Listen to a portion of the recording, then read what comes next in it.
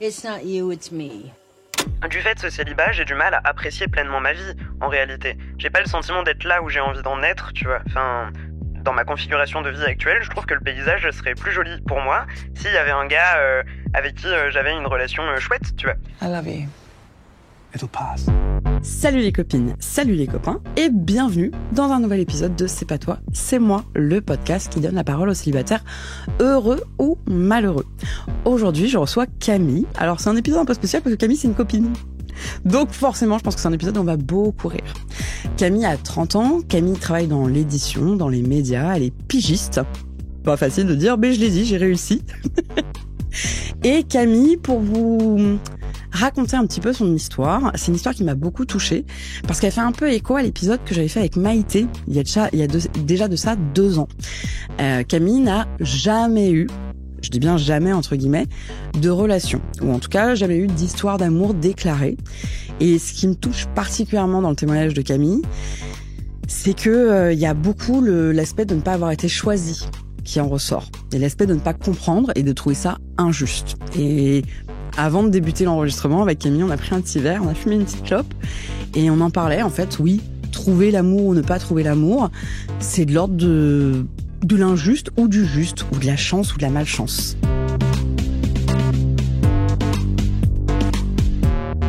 Camille, comment vas-tu ?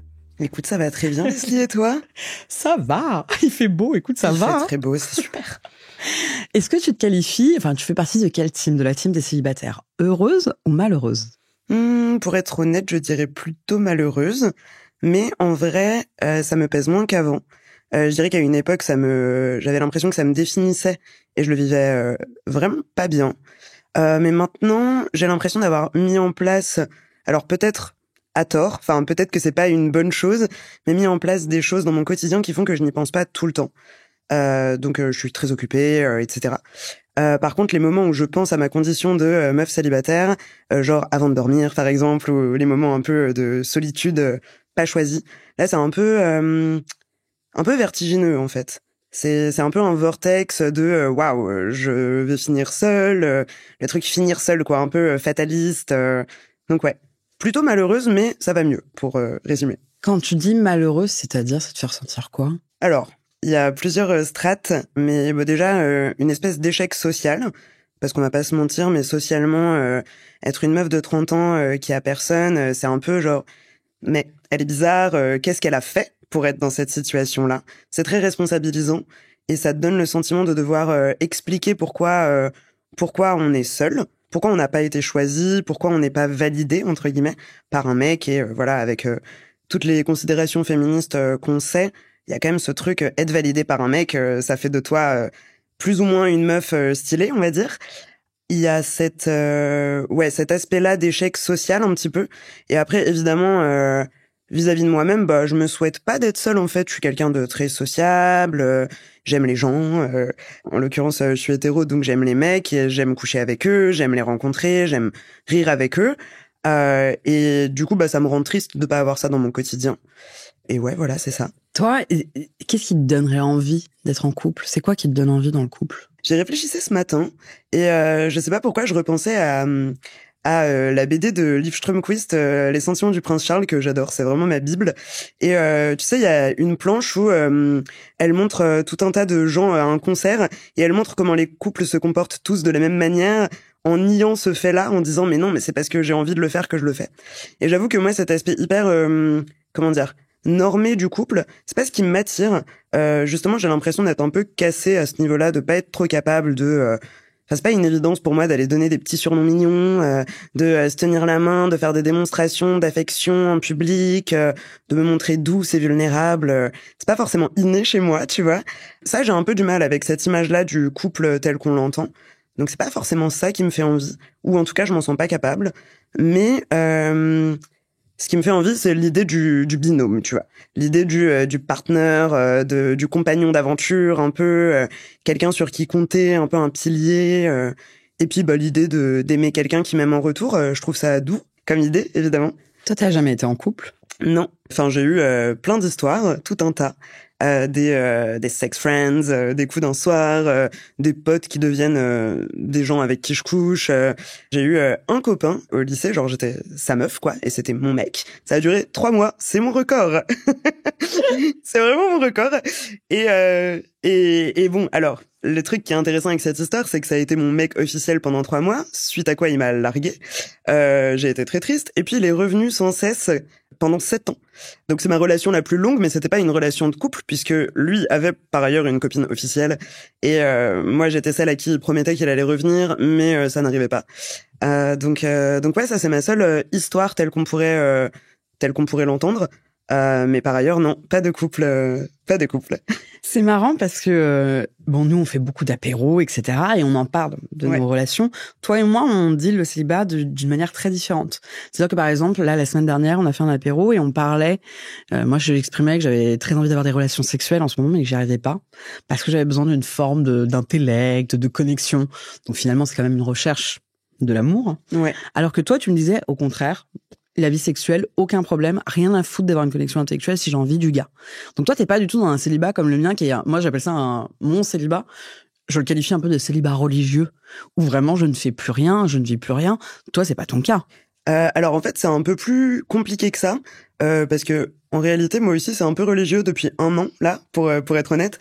Mais c'est juste que quand j'ai décidé que, par exemple, je me remets sur les applis ou que je rencontre quelqu'un. J'ai aucun problème à rentrer avec cette personne, aucun problème. Ouais. Vraiment, je peux coucher avec cette personne sans la connaître, en me disant que ça va juste être une nuit. Et d'ailleurs, c'est souvent dans ces moments-là que ça se passe le mieux d'un point de vue de la jouissance, versus quand j'aime vraiment bien quelqu'un, c'est beaucoup plus difficile de ne pas performer. Et pour moi, c'est très très dur de prendre mon pied, entre guillemets, dans ces cas-là, parce que justement, j'ai trop conscience de moi, quoi. Donc, c'est très facile pour moi de coucher avec des gars dont je me fiche. Ils me plaisent évidemment, hein, mais j'ai pas d'affect, on va dire. Ça, c'est très facile, et si j'ai envie de le faire, si je me sens capable de le faire, ça va être très facile pour moi. Mais c'est vrai que là, en tout cas, je suis de retour dans le game, on va dire, sur le marché, depuis vraiment pas longtemps, parce que j'ai mis... j'ai eu vraiment beaucoup de peine à cause d'une déception amoureuse, et j'ai mis tellement de temps à m'en remettre que du coup, pendant ces 2 ans et demi, j'ai pas vraiment été capable de me ressentir en confiance suffisamment pour réinvestir le marché. Et donc, pendant cette période-là, non, par contre, il s'est rien passé. J'avais pas de vie ni sentimentale, ni sexuelle. Et j'étais vraiment out of it, quoi. J'étais pas capable. Il y a un truc qui tout de suite, qui me marque, qui me fait tiquer dans les termes que t'emploies. Tu viens de dire réinvestir le marché. Ouais. Et c'est marrant parce que je pense que c'est des choses c'est des termes que moi aussi je peux utiliser. Et j'ai l'impression que toi et moi, là-dessus, on a vraiment beaucoup de points communs. Et il y a une forme en effet, le marché. Est-ce qu'on a encore une place dans ce marché-là? Quelle est notre valeur dans ce marché-là? Et pourquoi on reste sur ce marché-là? Moi, je trouve super intéressant. Pardon, je fais ma nerd, ouais. Mais j'ai une formation de linguiste et il y a ce truc de marché, tu vois, c'est un peu un truc, c'est du business en fait. Enfin, je crois en ce truc de l'amour est transactionnel, tu vois. Enfin, je veux dire, tu vois, la dot, le mariage, tout ça, c'est des transactions, c'est des manières de faire perpétuer, une relation de monnayage, comme si l'amour ça se monnayait. Donc déjà l'idée du marché elle est hyper intéressante je trouve d'un point de vue symbolique et pourquoi on y reste parce que je pense qu'on a envie de nouer des relations avec des gens parce qu'on a cette sensibilité qui fait qu'on a envie de partager et que en fait c'est le seul moyen quoi.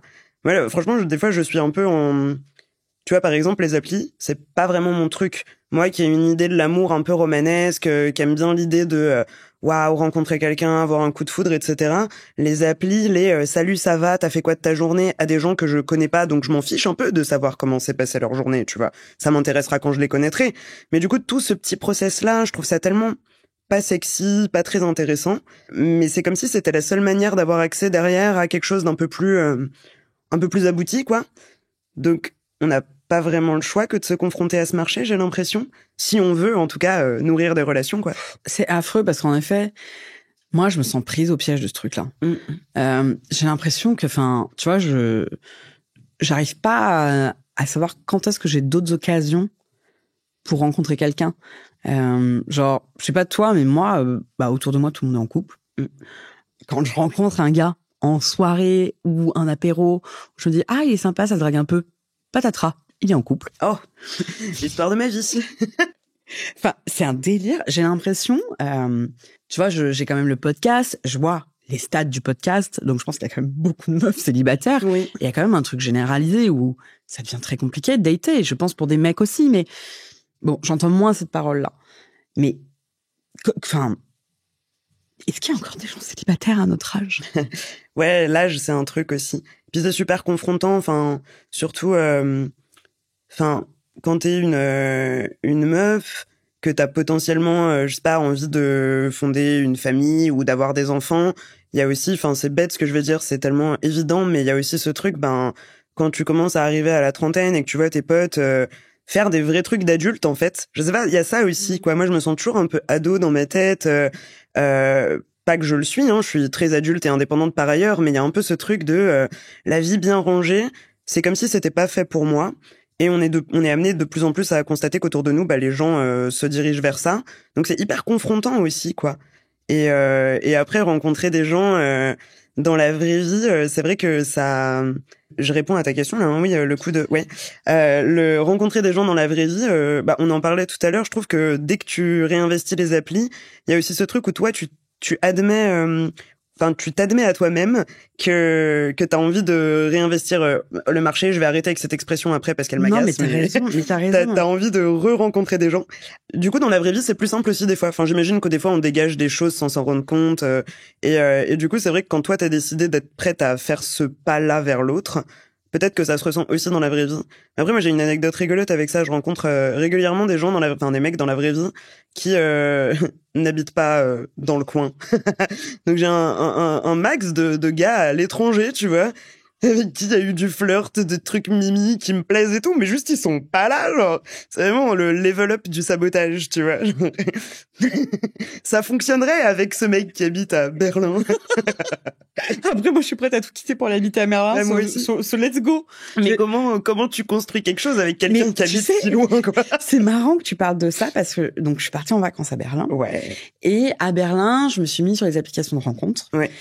Et c'est drôle parce que, je sais pas comment exprimer ça. Mais j'étais sur les applications en me disant, ouais, c'est juste pour Ken, c'est juste pour, tu vois, voilà.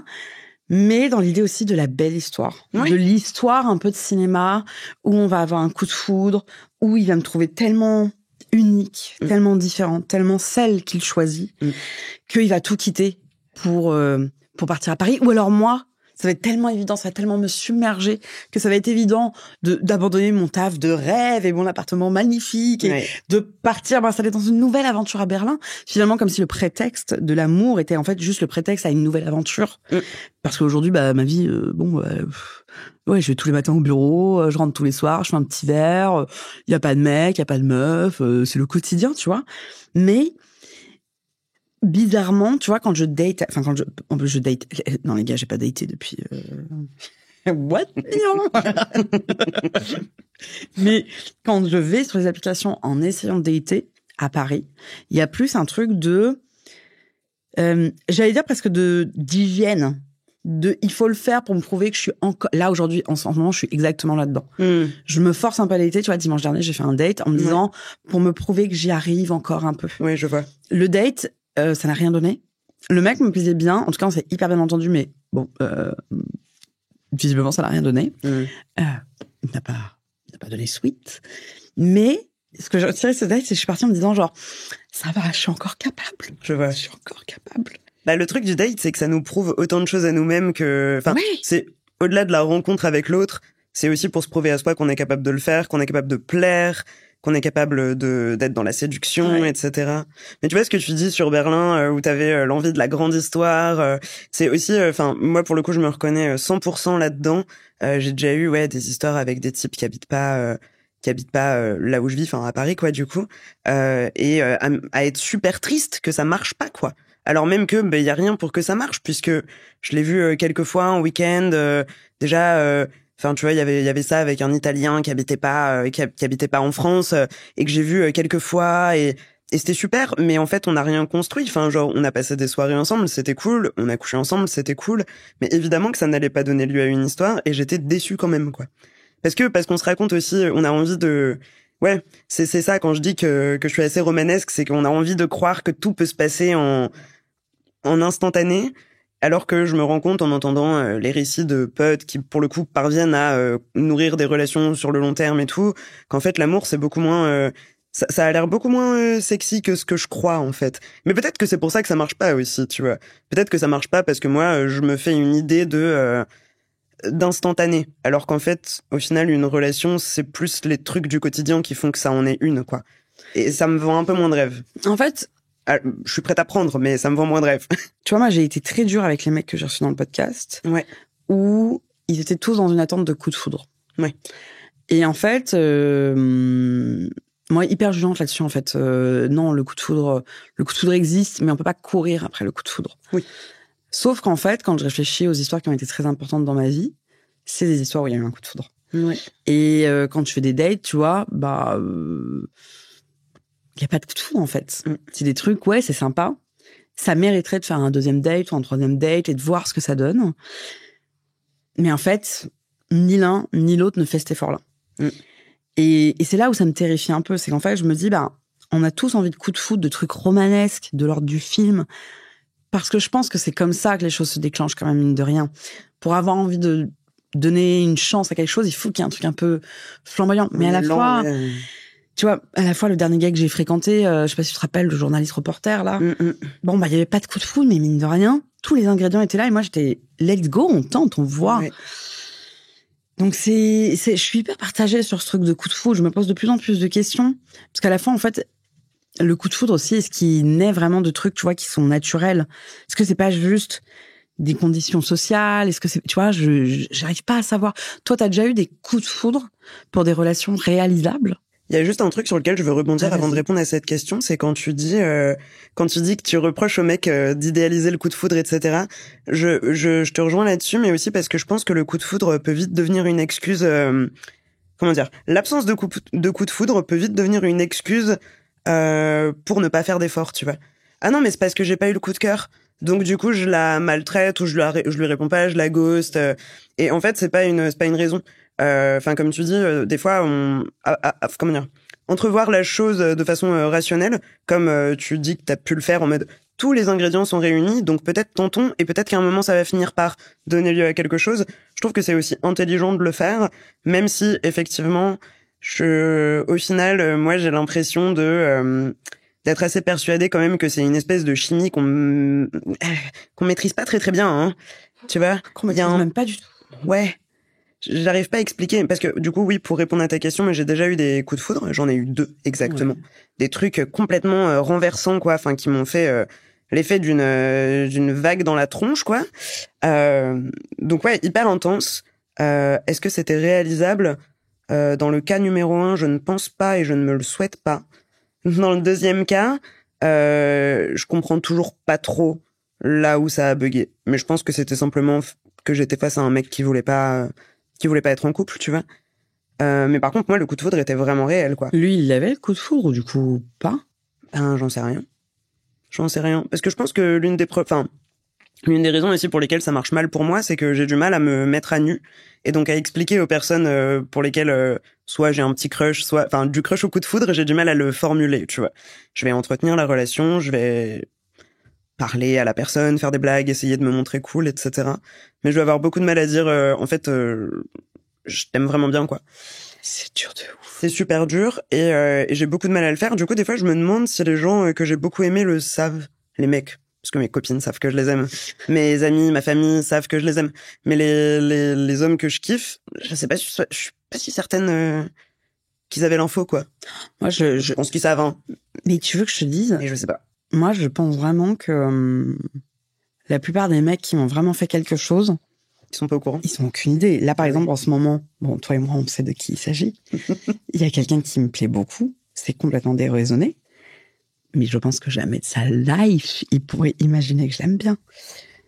Après, il se pose moins la question de savoir s'ils plaisent ou pas, les gars. Est-ce qu'ils ont moins besoin de validation, je pense. Enfin, encore une fois, je parle en généralisant parce que je pense que c'est une majorité de gars qui sont concernés, mais il y a moins cette pression de validation quand t'es un mec, j'ai l'impression. Donc peut-être enfin, évoluer dans le monde, quand tu te poses pas la question de ce que t'incarnes, c'est peut-être plus simple. Et nous, on est tellement toujours à regarder, à checker si on est bien comme il faut, si on renvoie bien la bonne image. Faudrait surtout pas être trop coincé, faudrait surtout pas être trop pute, faudrait surtout pas être trop si, que du coup, on est très insécure, en fait. Et donc, on se pose beaucoup la question de savoir ce que les gens ressentent pour nous, ce qu'ils perçoivent de nous. Tandis que les gars, on leur apprend moins à se poser la question, je trouve. Je pense aussi, toi, tout de suite, ça me donne envie de rebondir sur ton histoire à toi. C'est que dans ton témoignage, ou aussi bien dans les conversations qu'on a toutes les deux, il y a un truc qui revient vraiment beaucoup, beaucoup, beaucoup dans ta parole, c'est le sentiment de ne jamais avoir été choisi. Ouais. Et je sens que chez toi, c'est une vraie douleur. Et je le comprends parce que moi, cette douleur, je la partage. Pourtant, j'ai déjà été, entre guillemets, choisie. Mais j'ai l'impression que depuis que j'ai dépassé la barre des 30 ans, je ne mérite plus d'être choisie. Et mine de rien, ça a quand même moins un impact sur plein d'autres choses. Et ça nourrit aussi un truc où, en effet, je drague de moins en moins parce que je me sens de moins en moins désirée, désirable. Toi, comment tu l'exprimes et comment tu le ressens, ça? Ouais, c'est vrai que c'est un vrai truc.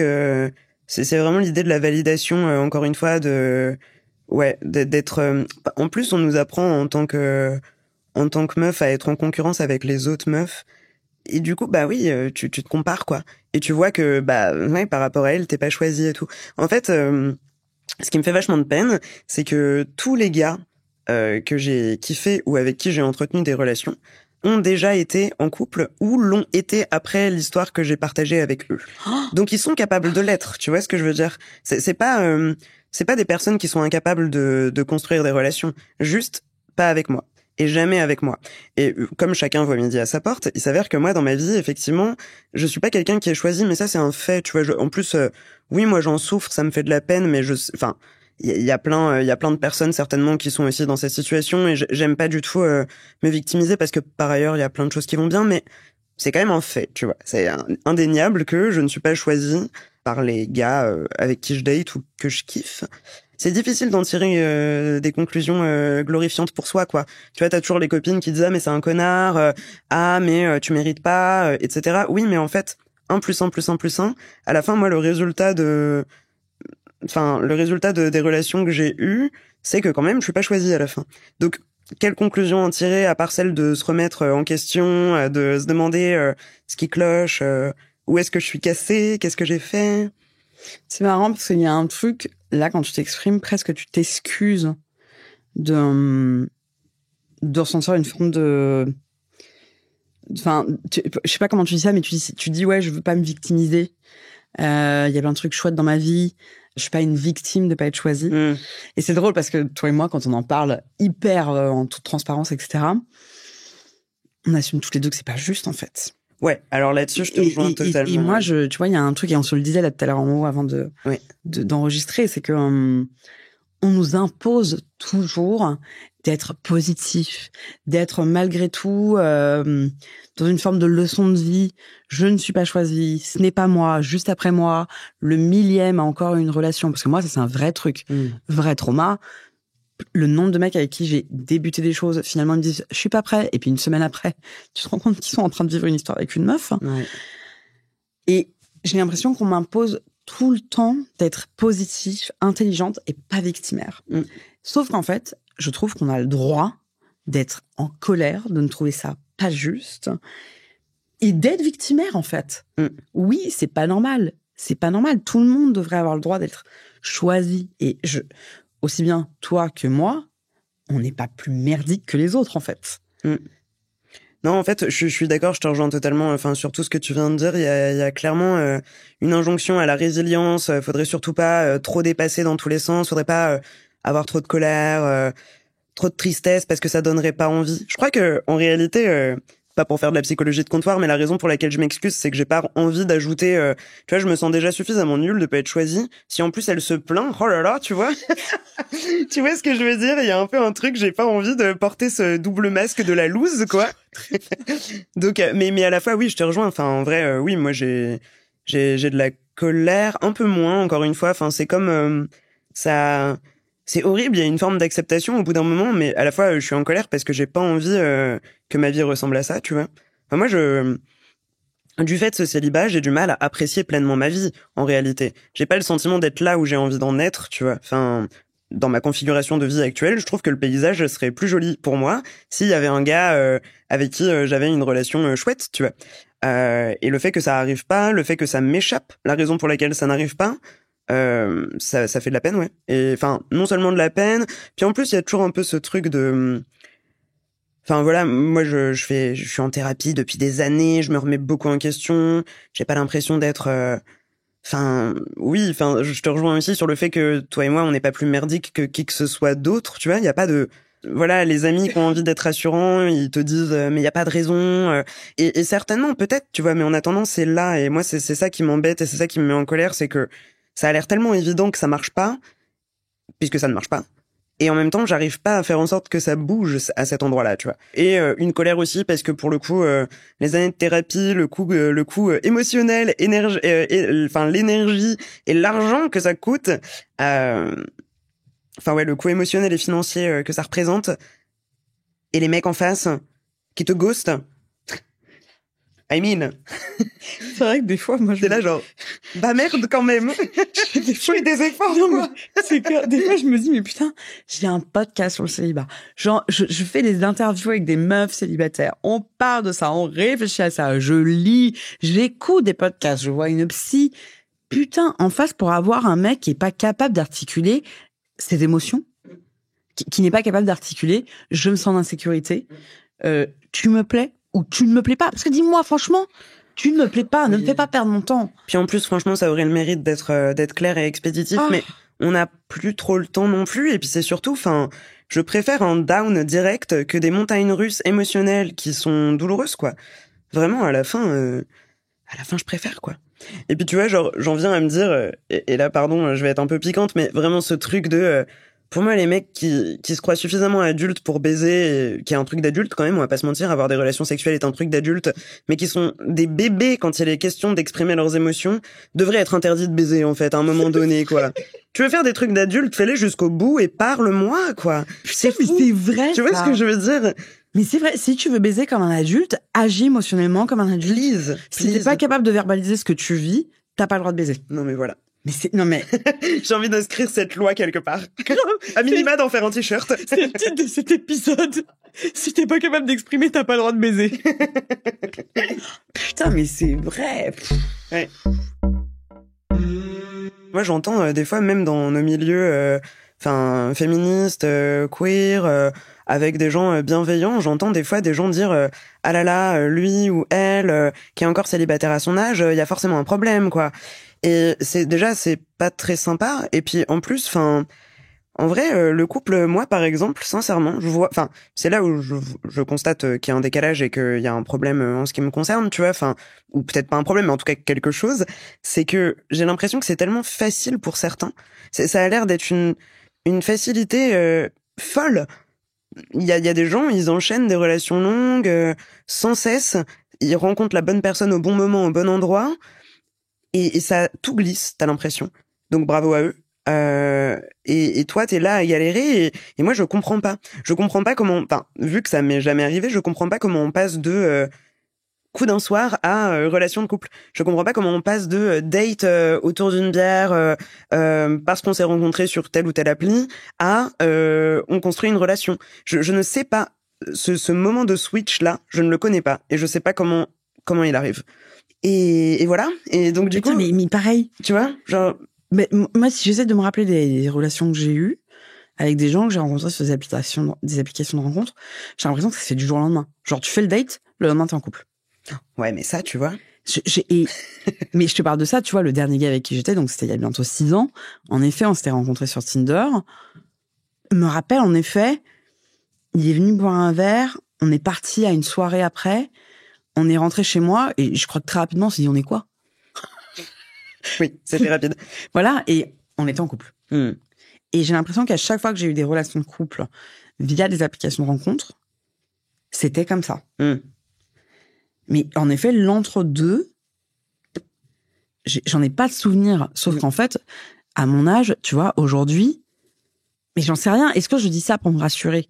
Ou est-ce que parce que vraiment je ne pourrais plus, mais je crois pas que si je rencontrais quelqu'un, je serais en couple le lendemain, tu vois. J'en sais rien, je ne sais plus. En effet, comme toi, je ne sais plus comment on passe du boire un verre à construire une relation. Bah ouais, c'est ça.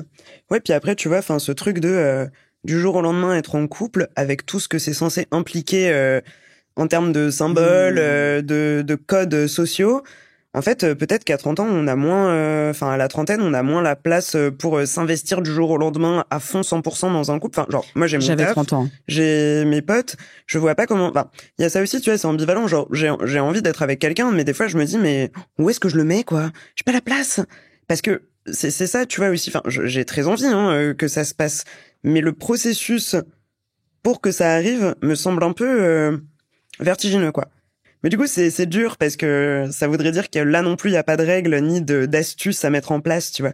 Donc, en fait, moi, ça m'échappe totalement. Enfin, en fait, je comprends pas. Je pense pas être complètement débilos, mais il y a un truc que je capte pas dans le mécanisme, là. Ça m'échappe, complet. Non, mais t'es pas débilos, mais c'est vrai que moi, alors pourtant, tu vois, je l'ai vécu, quoi. Aujourd'hui, T'arrives plus à savoir ce qui a déclenché j'arrive plus à le couple? Ben, j'arrive plus à savoir. Et en fait, aujourd'hui, ça me paraît tellement inatteignable que vraiment, je n'arrive pas à savoir comment ça pourrait arriver. Aujourd'hui, je suis assez convaincue que de toute façon, c'est fini pour moi et que ça n'arrivera plus. Et en plus, je suis convaincue que je suis dégueulasse, que je suis pas à la hauteur. Quand je regarde les meufs avec qui les mecs sont en couple dans la rue, je me dis, bah, c'est vrai qu'elle est plus mince que moi. Tout bad. Donc un peu, je me suis enfermée dans des trucs de je ne trouve pas l'amour parce que je suis devenue grosse. Il y a plein de meufs grosses qui ont des mecs, il y a plein de mecs qui aiment les grosses. Enfin, il y a aucun problème avec ça. Attention, petit astérix, parce que je sais qu'il y a plein de gens qui sont pas à l'aise avec le mot grosse. Grosse est un qualificatif comme un autre. C'est vraiment la société qui a mis un rapport hyper négatif au terme grosse, mais ce n'est pas une insulte. On peut être grosse, on peut être mince, on peut être maigre. Enfin, c'est juste un qualificatif. Je tenais à le préciser. Mais il y a plein de gens qui pensent que gros c'est une insulte, alors que mais non, c'est. Les sociétés ont fait une insulte, mais bah, ça voilà. n'est pas une insulte. T'es brune, t'es blonde, t'es grosse, t'es mince, qualificatif quoi, pas de problème quoi. En fait, ce qui est drôle, c'est que mais c'est normal, on est dans un podcast, donc il y a plus de distance et on sait qu'on est écouté. Mais ce qui me touche dans ton histoire, c'est vraiment la normalité du truc en fait.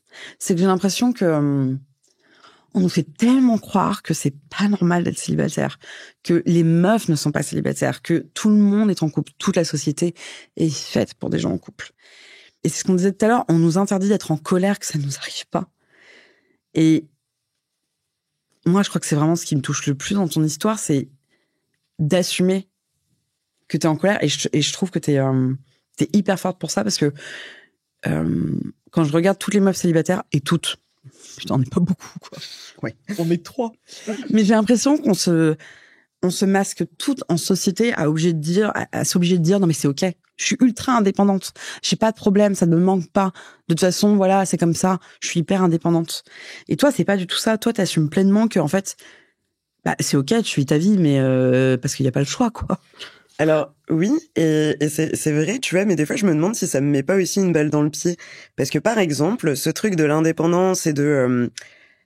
en fait, je pense que j'ai transformé la peine que je ressens en colère. Parce que, effectivement, je trouve ça pas juste. Tu vois, même tout à l'heure, tu parlais de...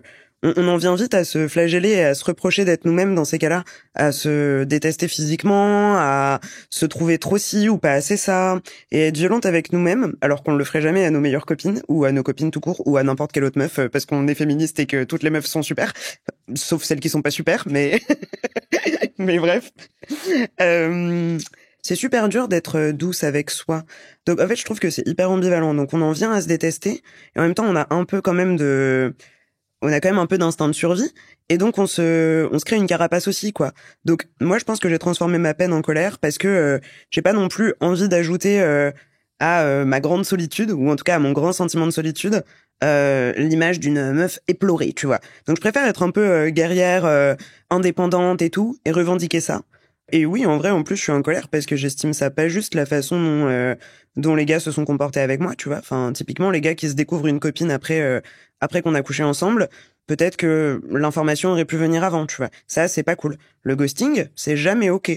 Tout ça pour dire que, du coup, c'est bien de prendre sa défense, donc, et d'affirmer son indépendance, d'être en colère, etc.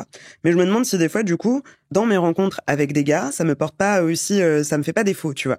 Ce truc de, en fait, j'ai très envie d'être avec quelqu'un, mais c'est comme si j'étais un peu prête à en découdre avant même que quoi que ce soit ait commencé, parce que je pense que je suis trop marre. Donc, tu vois, c'est super dur d'être genre hyper open et hyper douce et mimi, alors que tu sais de quoi ils sont capables. C'est vilain. Moi, je pense que... et ça, c'est un truc où je mets des mots assez récemment, hein, très très récemment. Mais je pense que moi, je suis dans une posture d'ultra défense dès le début, parce que de toute façon, je suis tellement persuadée de ne pas être choisie. Je suis tellement persuadée que de toute façon, je ne lui plairai pas et que plus personne ne peut tomber amoureux de moi. Qu'au moins, si je suis dans une ultra défense, c'est moi qui ai de toute façon C'est ça. pas été la personne qu'il fallait pour être choisie. C'est ça. Et ça, mais c'est horrible parce que c'est une prison, hein. Moi, je crois que je sais pas comment je vais faire pour sortir de ça, hein. Bah, c'est vraiment ça, c'est l'histoire du switch, autant à deux, que le switch individuel où toi, tu t'autorises enfin à te considérer comme valable, quoi. Ah, tu vois, il y a ce truc, le terme aimable, il est grave intéressant. Et moi, vraiment, je le dis beaucoup, des fois, quand je suis super triste, je dis, mais en fait, ça me donne l'impression, tout ça, de pas être aimable. C'est-à-dire de ne pas être quelqu'un auquel on a envie de donner de l'amour. Parce qu'en fait, la vérité, à la fin, c'est ça. C'est que coucher avec des gens, toucher des gens, embrasser des gens, c'est super. Mais c'est pas de l'amour. L'amour, ça passe par d'autres trucs. Et quand on veut pas te le donner, bah déjà, tu vas pas aller le réclamer parce que c'est pas comme ça que t'as envie que ça se passe. Et puis ça devrait pas... Enfin, ça devrait être réciproque, quoi.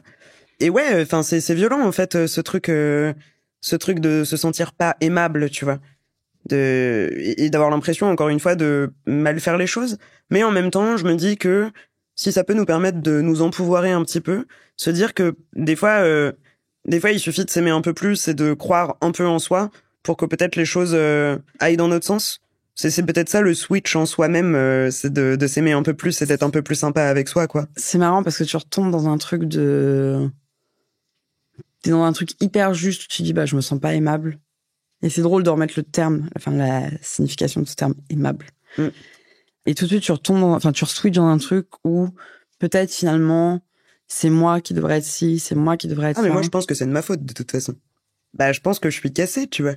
Moi, comment dire? Tu vois, on en parlait d'ailleurs tout à l'heure, quand l'entourage te dit, mais non, mais t'as rien fait, ça va arriver, il y a aucune raison que ça ne t'arrive pas.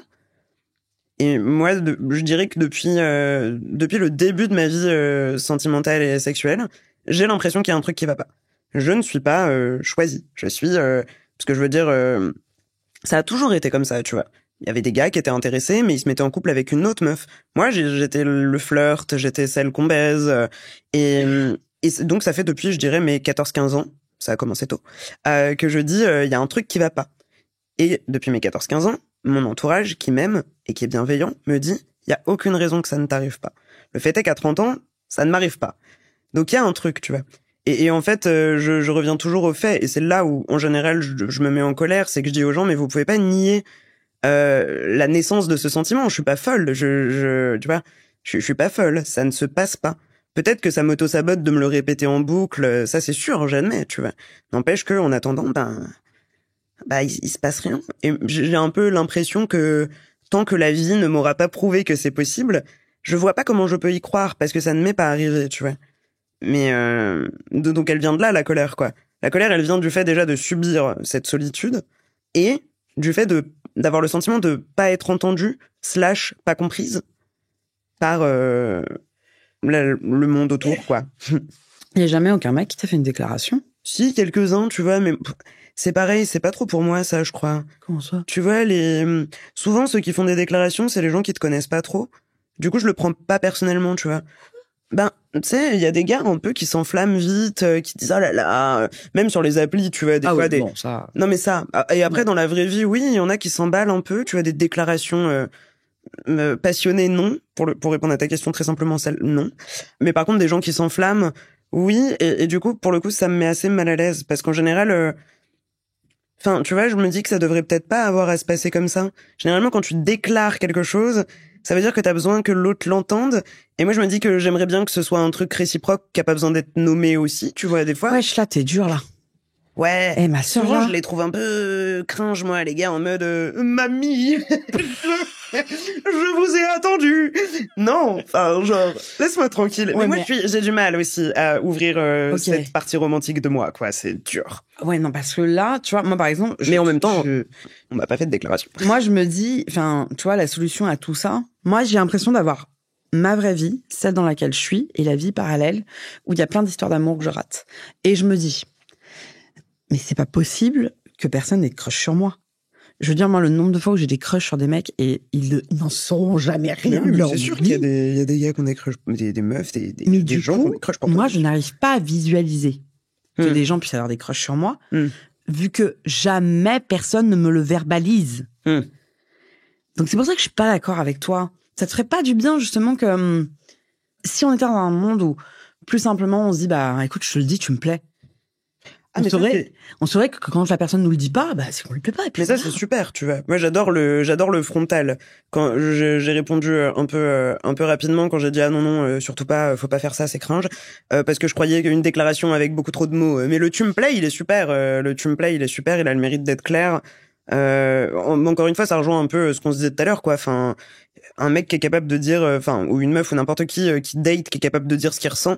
C'est quand même vraiment la moindre des choses. C'est vraiment le début de tout le reste, quoi. Ça peut pas se passer s'il y a pas de, si à un moment on met pas des mots sur ce qu'on ressent, quoi. Donc ouais, carrément. Bah si, il faudrait, ouais.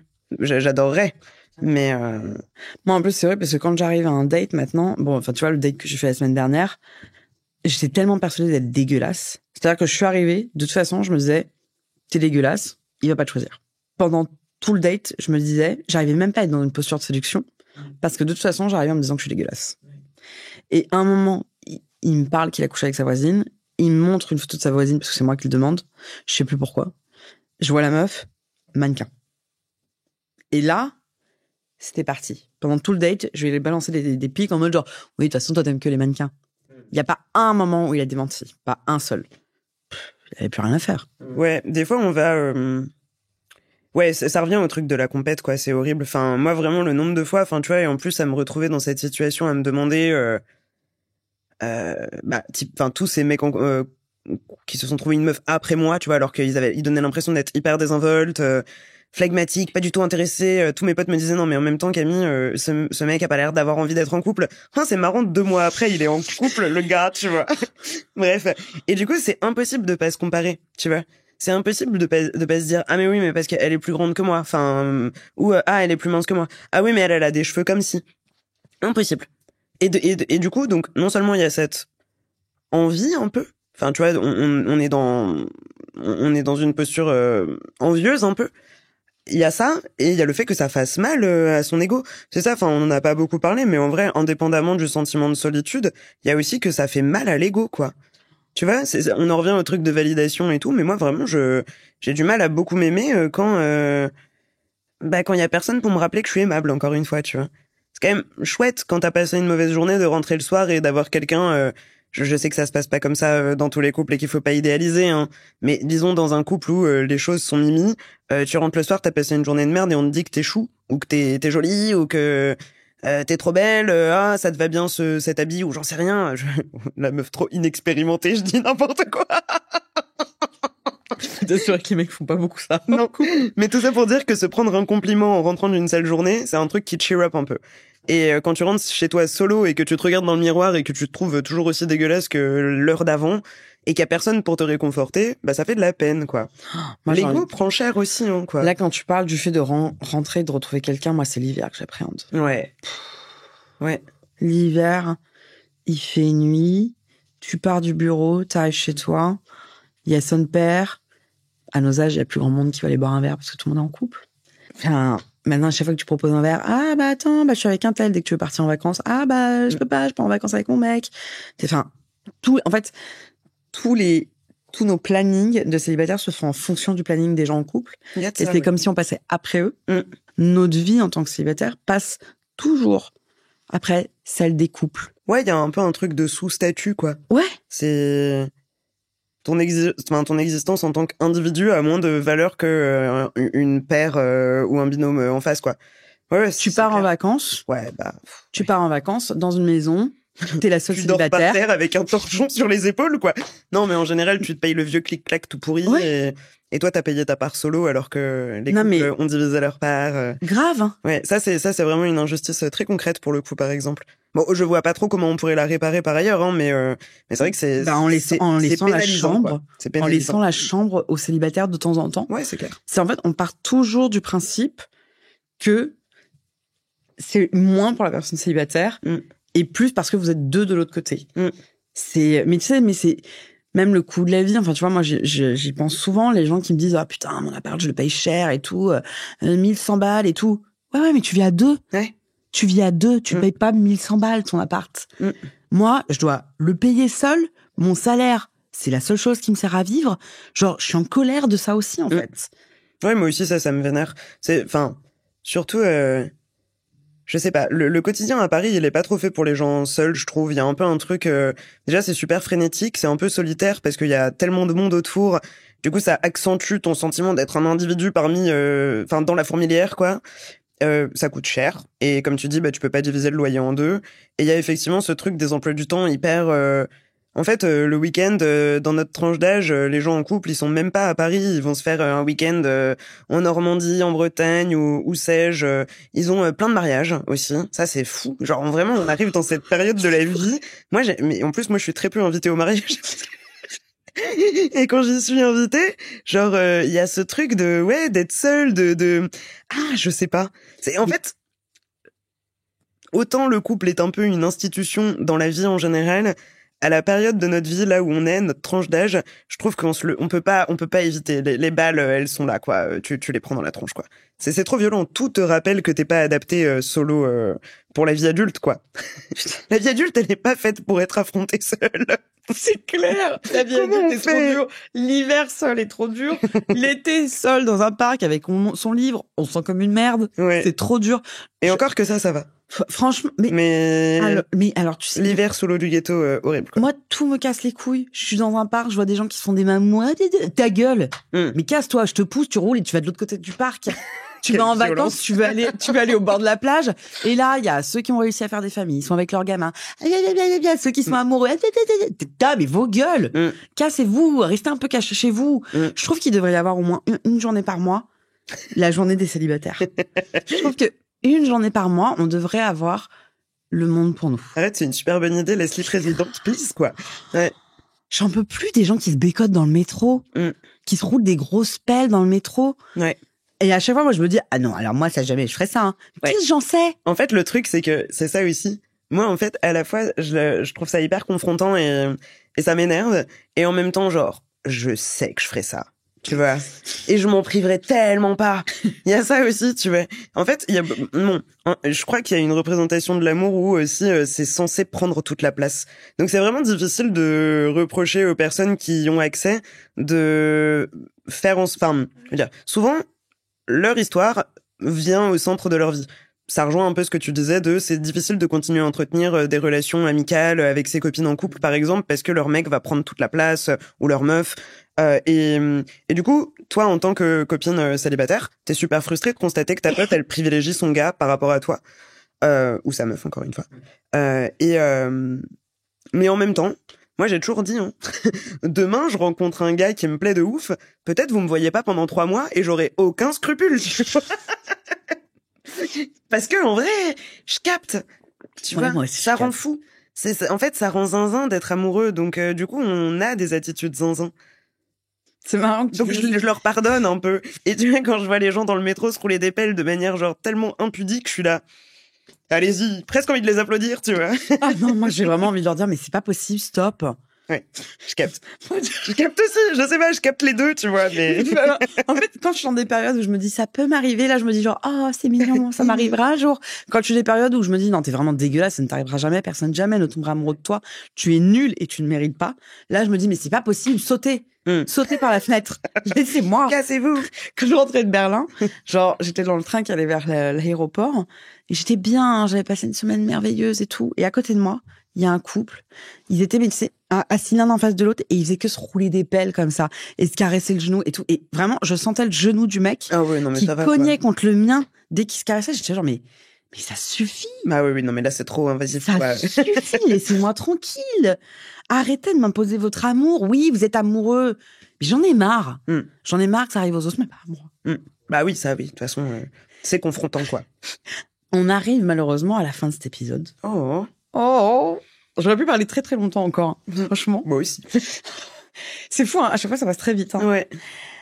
Si quelqu'un nous écoute et que cette personne a un coup de cœur pour toi, est-ce qu'elle peut nous écrire? Bah grave, bien sûr. Ouais. Plaisir, bonsoir. Que des hommes, du coup? Ouais. Quel est ton homme, entre guillemets, idéal? Quelle est la personne avec qui tu aimerais vivre une histoire d'amour? À quoi elle ressemble cette personne? Waouh. J'avais pas du tout réfléchi à cette question. Quelqu'un qui a des cheveux. Avant tout. Et en ce qui concerne la personnalité, quelqu'un qui est drôle et qui se prend pas trop au sérieux. Voilà. Franchement, tout le reste va faire en sorte que ça peut pencher... Enfin, oui. C'est le reste qui fait que ça penche d'un côté ou de l'autre de la balance. Mais ces critères-là, sont quand même très très importants. Donc, si tu as des cheveux, que tu es drôle et que tu ne te prends pas trop au sérieux, tu nous écris. Of course. Qu'est-ce qu'on peut te souhaiter pour la prochaine année en termes d'amour? Peut-être des trucs fun d'abord, histoire de se remettre le pied à l'étrier, tu vois. Quelques petits trucs un peu sans importance au départ. Et peut-être une belle vraie histoire, ouais. Oui. Merci beaucoup pour cet épisode, Camille. Merci, Leslie. J'espère que cet épisode vous a plu. Moi, j'ai adoré l'enregistrer, surtout après avoir enregistré le premier épisode que vous avez écouté il y a 2 semaines, qui était très dur à enregistrer. Là, ça me faisait un peu de souffle. Et je trouve que c'est une parole qui est tellement nécessaire et importante. On a le droit d'être célibataire et d'être bien avec ce célibat, mais on a le droit aussi d'être en colère, de pas toujours être d'accord et de des fois se demander pourquoi ça ne m'arrive pas. Hein, les petites leçons toutes faites de sois positif et puis ça t'arrivera. Non, ça n'est pas le cas. Nous en avons la preuve ici même. Nous sommes toutes les 2 merveilleuses et célibataires. Si vous avez aimé cet épisode, n'hésitez pas à laisser une petite note ou à vous abonner au podcast. Je vous souhaite une très belle vie, hein, comme à chaque épisode, très belle journée, très belle soirée, peu importe le moment auquel vous écoutez cet épisode. Et on se retrouve nous dans 2 semaines. Et vive le féminisme. Ouh.